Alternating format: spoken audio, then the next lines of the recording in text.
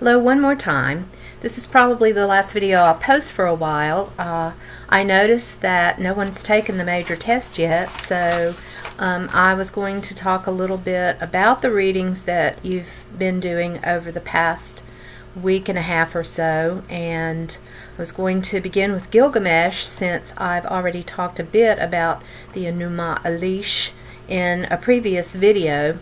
Gilgamesh, of course, is the first literary hero that we have recorded. It's the first piece of literature, although it was lost for thousands of years. It was buried in rubble in the area of Mesopotamia, which is now called Nineveh, and it was found again in the 1800s. It had actually been excavated.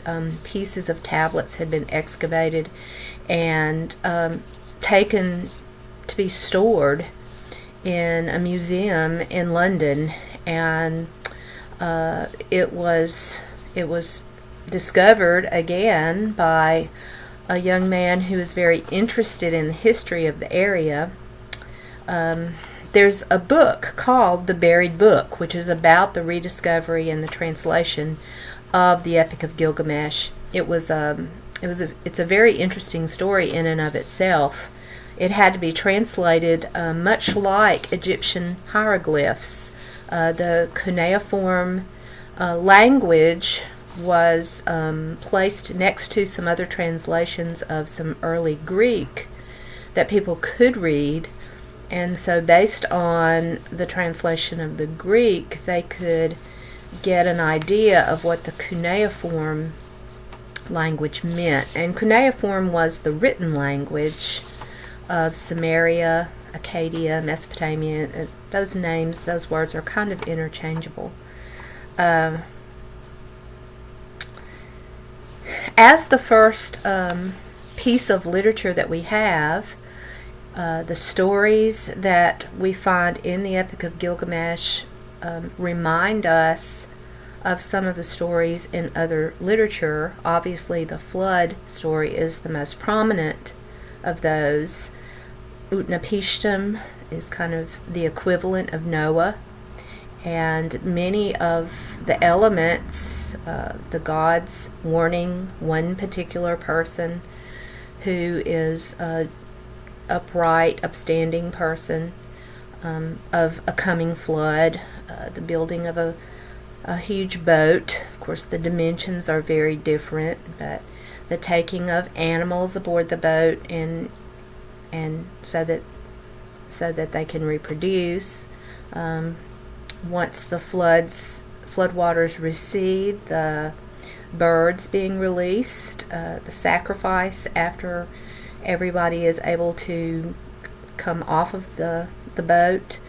All of these are very similar. Some of the key differences have to do, I think, with the cultures that were relating the story. With Utnapishtim's story, he not only took his family, but he took craftsmen aboard, and that would indicate that his culture valued, the city, building the city. He had to rebuild. Noah doesn't take any craftsmen. The Hebrew people were known as a more nomadic people. They traveled about because they made their living raising flocks and sheep and goats and oxen, that kind of thing, and so they had to travel about to find grazing land. So not as important to them. The Gilgamesh story, although Gilgamesh is a hero, he's 1/3 human, 2/3 god, but his human side is really what stands out, his humanity. He's initially very arrogant. He thinks he knows it all and he does whatever he wants to do.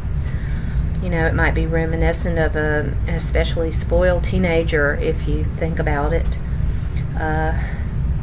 His development of friendship with someone who he considers more or less his equal, although he's kind of a mirror to him, Enkidu, as the part human, part animal.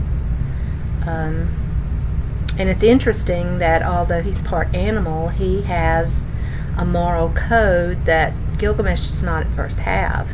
And so the reason that he goes to confront Gilgamesh is that he doesn't approve of his actions, taking women before, on their wedding nights.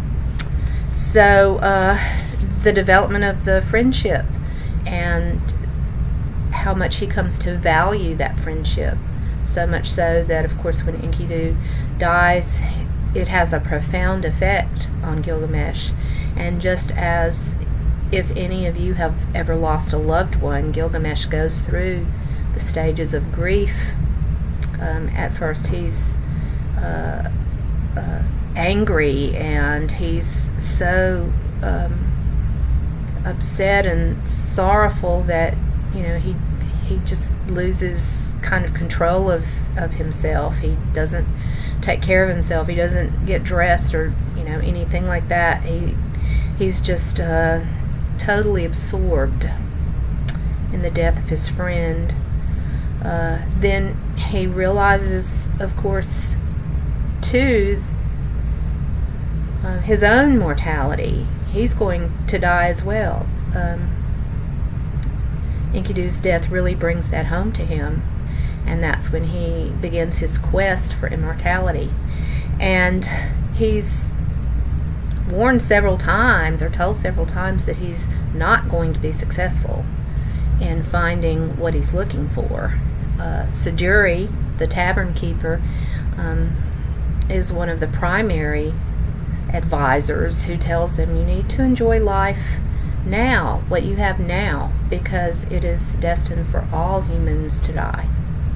And Gilgamesh ultimately, of course, realizes that. I had posted a couple of the video, of course, of the hero journey. I also had a PowerPoint that talks about the characteristics of mythologies.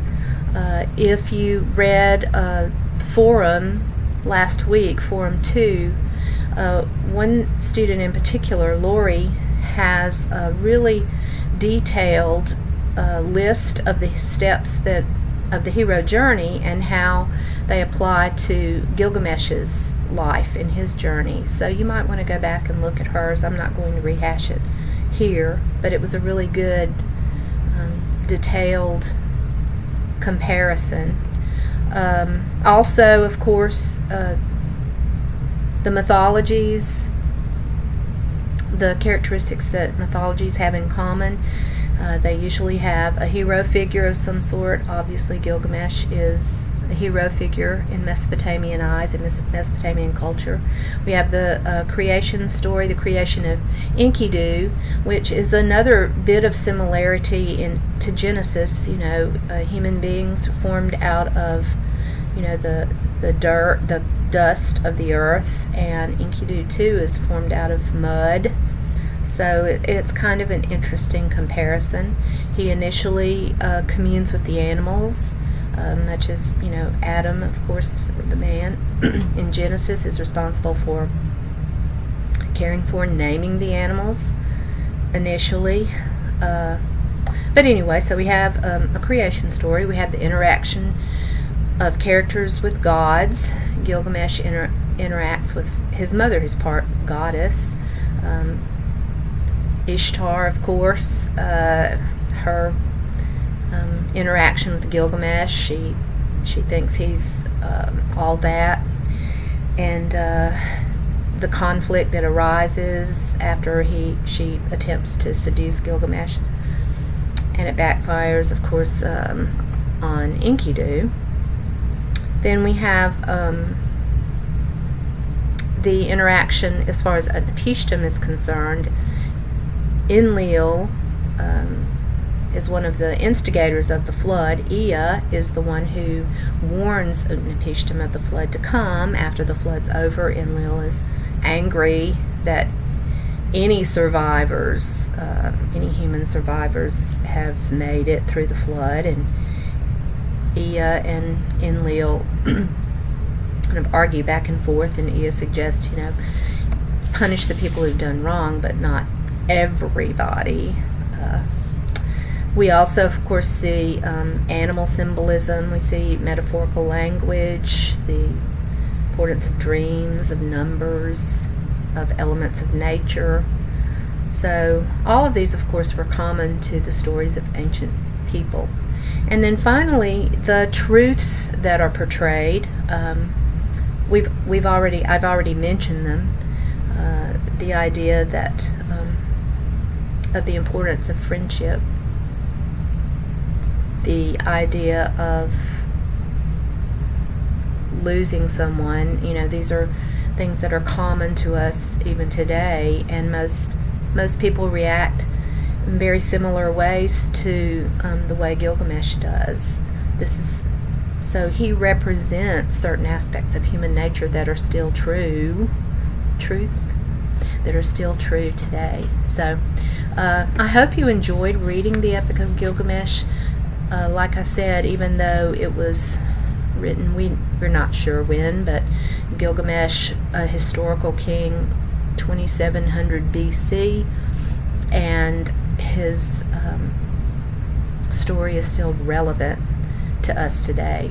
So I'm going to close for now on Gilgamesh. I will do another video, a short one on the book of Genesis and the Quran. So stay tuned.